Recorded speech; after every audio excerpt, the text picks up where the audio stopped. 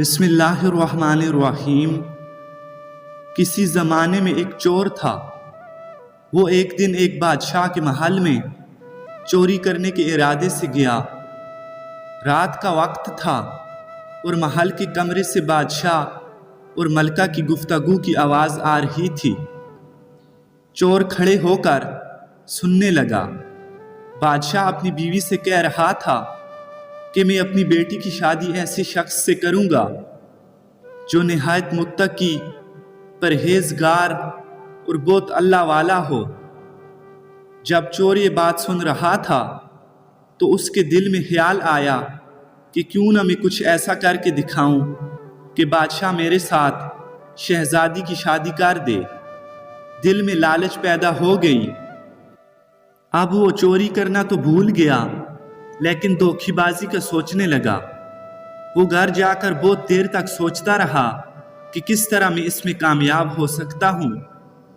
پھر ایک تدبیر اس کے ذہن میں آئی کہ بادشاہ کے محل کے قریب ایک مسجد ہے، اس میں جا کر بزرگانہ لباس پہن کر بیٹھ جاتا ہوں تو شاید یہ بات بادشاہ تک پہنچ جائے کہ کوئی آدمی ایسا آیا ہے جو بے حد متقی اور پرہیزگار ہے، جو دن رات اللہ کی عبادت میں مصروف ہوتا ہے۔ ہو سکتا ہے کہ بادشاہ کی نگاہ میرے اوپر ٹھہر جائے اور میں شہزادی سے شادی کرنے کے لیے چن لیا جاؤں۔ یہ اس چور کا نہایت گھٹیا اور حقیر دنیاوی مقصد تھا جس کے لیے اس نے یہ ارادہ کیا تھا۔ پھر اس نے اپنی سوچ کے مطابق بزرگانہ لباس پہن لیا اور محل کے قریب والی مسجد میں بیٹھ گیا اور عبادت کا ڈونگ رچانے لگا۔ دن گزرتے گئے، لوگوں میں شہرت بڑھتی گئی کہ کوئی اللہ والے بہت بڑے ولی یہاں آ کر بیٹھے ہیں جو دن رات عبادت کرتے ہیں۔ یہاں تک کہ یہ بات بادشاہ سلامت تک پہنچ گئی کہ یہاں کوئی اللہ والے آ کر بیٹھے ہیں۔ جب بادشاہ کو یہ بات معلوم ہوئی تو انہوں نے اپنے ارادے کے مطابق غور و فکر شروع کر دی کہ شہزادی کی شادی کے لیے جیسا نوجوان چاہیے تھا وہ تو مل گیا ہے۔ اس بادشاہ نے اس حوالے سے بات چیت کے لیے اپنے وزیر کو اس ولی کے پاس بھیجا۔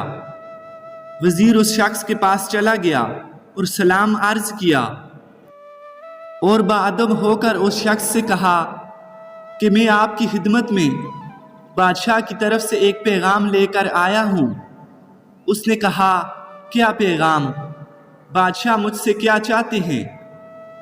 وزیر نے بتایا کہ بادشاہ نے کئی سال پہلے یہ فیصلہ کر لیا تھا کہ وہ اپنی بیٹی کا نکاح ایسے شخص سے کریں گے کہ جو بڑا متقی، پرہیزگار اور اللہ والا ہوگا، اور بادشاہ کئی سالوں تک ایسا بندہ مومن ڈھونڈتے رہے۔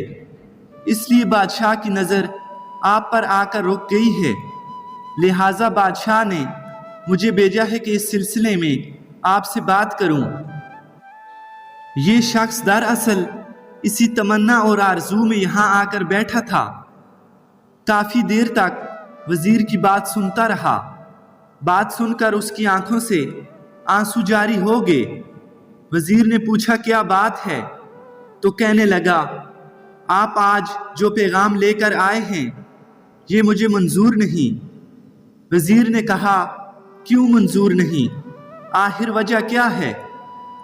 اس آدمی نے کہا، دیکھیے میں صاف صاف بات کرتا ہوں، میں اصل میں ایک چور تھا اور ایک دفعہ بادشاہ کے محل میں چوری کے ارادے سے گیا تھا۔ پھر جو کچھ ہوا وزیر کو اس نے سب کچھ بتا دیا۔